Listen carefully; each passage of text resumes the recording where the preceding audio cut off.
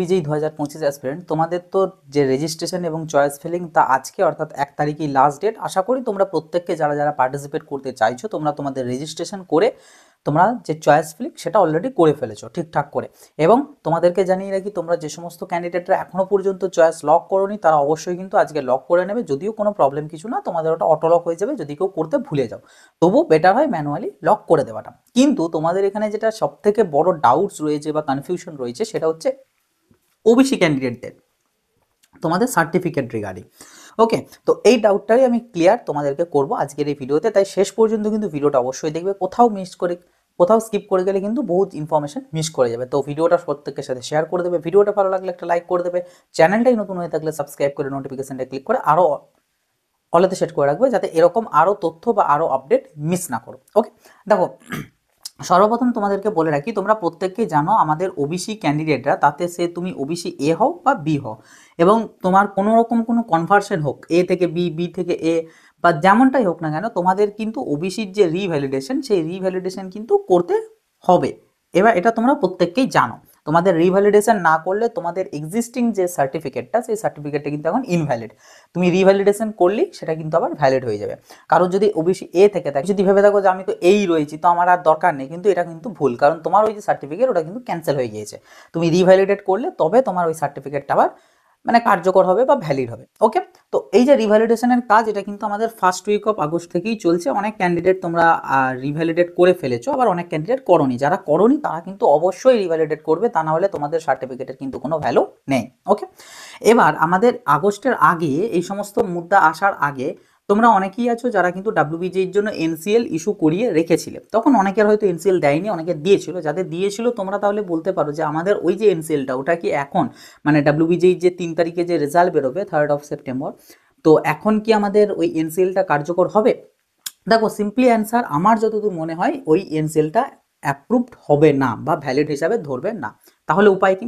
তাহলে যেটা উপায়, তোমাদের এই যে রিভ্যালিডেট সার্টিফিকেটটা, এই রিভ্যালিডেট সার্টিফিকেটটাই আমার যতদূর মনে হয় তোমাদের অ্যাকসেপ্টেবল হয়ে যাবে। মানে রিভ্যালিডেট সার্টিফিকেটের এগেনস্টে এনসিএল আশা করছি লাগবে না। ওকে, এবং আমাদের ডাব্লিউবিজির যে কাউন্সেলিং নোটিফিকেশন সেখানেও প্রপার ক্লারিফিকেশন দেওয়া নেই যে কি করতে হবে না করতে হবে। তবে যেটুকু দেওয়া আছে লেখা রয়েছে ওটার থেকে বোঝা যাচ্ছে যে তোমাদের জাস্ট মেনশন থাকতে হবে যে তুমি ক্রিমি লেয়ার থেকে বিলং করো না, এবং তার পাশাপাশি তোমার যে সাবকাস্ট বা সাব ক্যাটাগরি কমিউনিটি সেটা কিন্তু যেন মেনশন থাকে। এই দুটো জিনিস থাকলেই তোমার ওটা ওবিসি মানে পরিচয়পত্র হিসাবে গণ্য করা হবে। এবার তোমাদের রিভ্যালিডেট যে সার্টিফিকেট, রিভ্যালিডেট সার্টিফিকেটের কিন্তু একদম নিচের পোর্শনটাতে তোমাদের ওখানটাতে বোল্ড করে লেখা আছে যে দিস ক্যান্ডিডেট বা this student is not belong to creamy layer, এরকম বলে মেনশন আছে। তো যেটার জন্য আশা করা যাচ্ছে ওটা যেহেতু লেখা আছে সেহেতু কোনো অসুবিধা হবে না। এটা একটা ভ্যালিড রিজন যে রিভ্যালিডেট সার্টিফিকেটই তোমাদের ডাব্লিউবিজিতে চলে যাবে, কোনো ইস্যু হবে না এটার এগেনস্টে। এটা একটা রিজন। আরও একটা যদি আমি প্রুফ বলি বা ব্যাপার বলি, সেটা হচ্ছে আমাদের প্রত্যেকেই জানো সব থেকে ডকুমেন্টস রিগার্ডিং প্রবলেম ক্রিয়েট করা বা সব থেকে ডকুমেন্টসের স্ট্রিক্টনেস থাকা যে অথরিটি বা যে এক্সামিনেশন সেটা হচ্ছে নিট। ঠিক আছে, এর থেকে বেশি ডকুমেন্টসের ঝামেলা অন্যান্য কেউ করে না। তো এই নিটের মতন এক্সামিনেশনে কিন্তু রিভ্যালিডেট সার্টিফিকেটটা দিয়েই তারা ডকুমেন্টস ভেরিফিকেশন করিয়ে নিয়েছে এবং মেরিট লিস্ট প্রকাশ করেছে। তো নিটে যেহেতু রিভ্যালিডেট সার্টিফিকেটে প্রবলেম হয়নি, আমার মনে হয় না এই সামান্য ডাব্লিউবিজির মতন এক্সামেতে প্রবলেম কিছু হবে বলে। এটা হলো সেকেন্ড ব্যাপার। এরপর যদি তোমাদেরকে আসি যে রিভ্যালিডেট সার্টিফিকেটের এগেনস্টে কি আবার এনসিএল ইস্যু করতে হবে, এই প্রসঙ্গে আবার অনেকে বলবে যে দাদা আমাদের তো এখানে জিজ্ঞাসা করেছিলাম, বলেছে এসডিও থেকে যে এনসিএল আর দেওয়া যাবে না বা এনসিএল এবছর লাগবে না, কিংবা কোথাও বলেছে স্টেটের জন্য এনসিএল লাগে না, এরকম বিভিন্ন রকম কথাবার্তা বলেছে। তো তাহলে কি করব? দেখো, তোমাদের যদি ভিডিও বা এসডিও থেকে বলে থাকে যে তুমি এনসিএল এখন পাবে না, তুমি রিভ্যালিডেট সার্টিফিকেটটাই জাস্ট পাবে, তো তোমার কি অন্য কিছু আর করণীয় আছে? তুমি কি এনসিএল কোনো প্রকারে আর বের করাতে পারবে? পারবে না। তোমাকে তো সাফ সাফ জানিয়ে দিয়েছে যে না হবে না, তো পারবে না। তো সেই জন্য এটাকে নিয়ে আর টেনশন করে লাভ নেই। আমি যদি ধরো তোমাদেরকে বললাম যে হ্যাঁ এনসিএল মাস্ট, রিভ্যালিডেট সার্টিফিকেট হবে না, তোমরা কি করবে? আবার একবার হয়তো যাবে ওখান থেকে সেম কথাই বলবে, তো তোমার কিছু করার নেই। তো ওই জন্য এটাকে নিয়ে চিন্তা করে লাভ নেই, কারণ এনসিএলটা এবছর এমনিতেও আশা করছি লাগবে না। এনসিএলটা কেন লাগতো? তোমাদের যে ওবিসি সার্টিফিকেট সেটা তো প্রিভিয়াসের কোনো একটা বছরের বানানো, কারো 2017, কারো 2020, কারো 2015, এরকম কোনো একটা ইয়ারে। তো ওই ইয়ারের যেহেতু সেই জন্য এনসিএল লাগবে কারেন্ট ইয়ারে, যে তোমাকে এই বছরের জন্য একটা সার্টিফিকেট বানাতে হবে তোমার ওবিসির এগেনস্টে বা ওবিসির প্রুফ হিসাবে, ওই জন্য। কিন্তু রিভ্যালিডেট যে সার্টিফিকেট, এটা তো এই বছরই হচ্ছে, এই আগস্ট মাসেই তো হচ্ছে, তো শুধু শুধু কেন আবার তোমাদের এনসিএল এর প্রয়োজন হবে? আশা করছি প্রয়োজন হবে না, এটা নেক্সট ইয়ারে আবার কিন্তু এনসিএল প্রয়োজন হবে, তখন আর রিভ্যালিডেট সার্টিফিকেটের কাজ চলবে না, কারণ ওইটা একটা বছর চেঞ্জ হয়ে গেল বলে তখন এনসিএল লাগবে। কিন্তু এই বছরের জন্য আমার মনে হয় না এনসিএল লাগবে বলে। আর যদি লেগেও থাকে তোমাদের পুরোনোটাও ক্যারি করবে, যদি কারোর থেকে থাকে পুরোনোটা ওটা ক্যারি করবে, সাথে রিভ্যালিডেট সার্টিফিকেটটা ক্যারি করবে, বা সেই মতন যেটা চাইবে সেই মতন দেবে। আর এবছরের মানে এখন রিভ্যালিডেটেড এগেনস্টে অনেক জায়গাতে এনসিএল দিয়ে দিয়েছে দেখলাম, তো যে কারণে আমি তোমাদেরকে বলবো দেখো এনসিএল হলে একদম চিন্তামুক্ত। তো ওই জন্য তোমরা প্রত্যেককে রিভ্যালিডেটটা তো ধরো অবশ্যই করছো, আমি তো বললাম রিভ্যালিডেট না করা হলে তোমরা কিন্তু জেনারেল হিসাবেই ট্রিট হবে। তোমাদের ফার্স্ট রাউন্ডে অ্যালটমেন্ট এলে তোমরা যখন ডকুমেন্টস ভেরিফিকেশন করাতে যাবে, ডকুমেন্টস ভেরিফিকেশন করাতে যাওয়ার সময় তোমার সিটটা ক্যান্সেল করা হবে, সিটটা ক্যান্সেল করিয়ে পরে তোমাকে জেনারেলে কনভার্ট করিয়ে দেওয়া হবে, এটা কিন্তু মাস্ট তুমি যদি রিভ্যালিডেট না করাও। ওই জন্য রিভ্যালিডেট অ্যাজ সুন অ্যাজ পসিবলটা কিন্তু করিয়ে নাও, যারা অলরেডি করতে দিয়েছো তারা খবর নাও যাতে দ্রুত পেয়ে যাও, ঠিক আছে। কিন্তু এনসিএল এর বিষয়ে যদি বলি তাহলে কিন্তু তোমাদের প্রত্যেককে বলবো তোমরা রিভ্যালিডেট করানোর পর এনসিএল এর জন্য চেষ্টা করো, রিভ্যালিডেট সার্টিফিকেটের এগেনস্টে চেষ্টা করো। কারণ আমি এরকম বহু ক্যান্ডিডেটের কাছ থেকে শুনলাম, তারা বললো যে না দাদা আমাদের তো কোনো এরকম কিছু ইস্যু ক্রিয়েট করেনি, আমরা এনসিএল পেয়ে গিয়েছি, রিভ্যালিডেট সার্টিফিকেটের এগেনস্টেই এনসিএল পেয়েছি। এরকম বহু জনের সাথে কিন্তু কথাবার্তা হলো, হোয়াটসঅ্যাপে তারা জানালো। তো যে কারণে বলছি তোমার এরিয়াতে এনসিএল মানে রিভ্যালিডেট সার্টিফিকেটের এগেনস্টে এনসিএল দিচ্ছে কি দিচ্ছে না সেটা নিশ্চয়ই তুমি বাড়িতে বসে জানতে পারবে না, তোমাকে খবর নিতে হবে।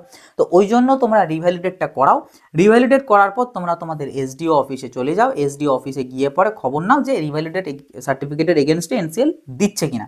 যদি বলে হ্যাঁ দেওয়া হবে তাহলে বাস, তাহলে এনসিএল এর জন্য অ্যাপ্লাই করে দাও, এনসিএল বানিয়ে নাও। যদি বলে দেওয়া হবে না তাহলে যেমনটা বললাম এখন চুপচাপ ওয়েট করো, রিভ্যালিডেট সার্টিফিকেট যেহেতু রয়ে গেলো আশা করছি কোনো অসুবিধার কিছু হবে না। তো এটাই আমার বলার মেন বক্তব্য, কারণ দেখলাম তোমাদের এমনকি দেখলাম হোয়াটসঅ্যাপে এরকম একটা গ্রুপ খুলে দেওয়া হয়ে গিয়েছে যে ওবিসি রিলেটেড, কিন্তু কারোর কাছে প্রপার সলিউশন কিছু নেই, কারণ এখানে কোনো ক্ল্যারিফিকেশনই দেওয়া নেই সেই জন্য। তো যাই হোক তোমাদেরকে এটুকুই বলে রাখি, রিভ্যালিডেশনটা অবশ্যই করতে হবে, রিভ্যালিডেশন মাস্ট, রিভ্যালিডেট সার্টিফিকেট না থাকলে তোমাকে ওবিসি হিসাবে ট্রিট করা হবে না, এটা কিন্তু স্ট্রিক্টলি। এবার রিভ্যালিডেশন সার্টিফিকেটটা দিয়ে কাজ চলবে কিনা এটাই তোমাদের মেন কোয়েশ্চেন, যে এটার এগেনস্ট এনসিএল লাগবে কি লাগবে না। তো সেটার জন্য বলে দিলাম রিভ্যালিডিটি কাজ চলে যাবে আমার যেটা মনে হয়।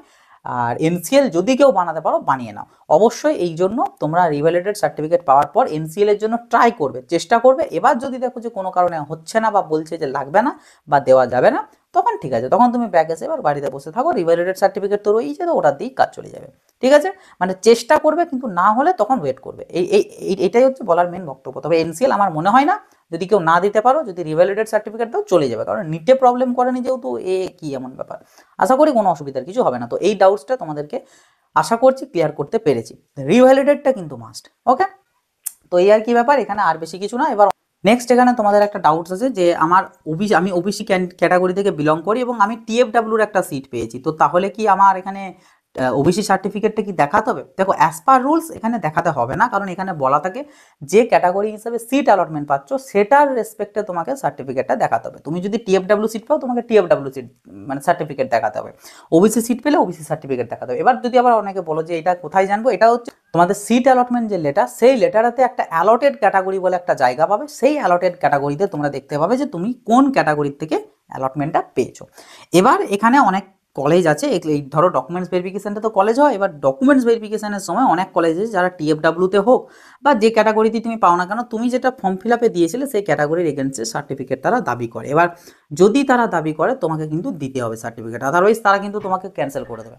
সেই জন্য তোমরা যে ক্যাটাগরির থেকেই অ্যালটমেন্টটা পাও না কেন, তোমরা যে ক্যাটাগরিটা দিয়েছিলে সেই ক্যাটাগরির সার্টিফিকেট কিন্তু ক্যারি করবে। আর ওবিসির ক্ষেত্রে আবারও বলছি রিভ্যালিডেট সার্টিফিকেটটা ক্যারি অবশ্যই করবে, সাথে যদি পুরনো এনসিএল থেকে থাকে তাহলে ওই এনসিএলটাও ক্যারি করবে। আর যদি নতুন পেয়ে যাও তাহলে আর পুরনোটা ক্যারি করার দরকার নেই, কারণ নতুনটা অনেকে পাওনি বা ম্যাক্সিমাম জনই পাওনি, 100 জনের মধ্যে 90 জনই কি 95 জনই এনসিএল পাওনি, কারণ দেয়নি, খুব কম সংখ্যক এরিয়াতেই এনসিএল দিচ্ছে। তো যাদের দিচ্ছে তাদের ভালো জিনিস, তারা ওটা ক্যারি করবে, যাদের দেয়নি তারা রিভ্যালিডেটটা ক্যারি করবে, কোনো প্রবলেম কিছু হবে না, ওকে।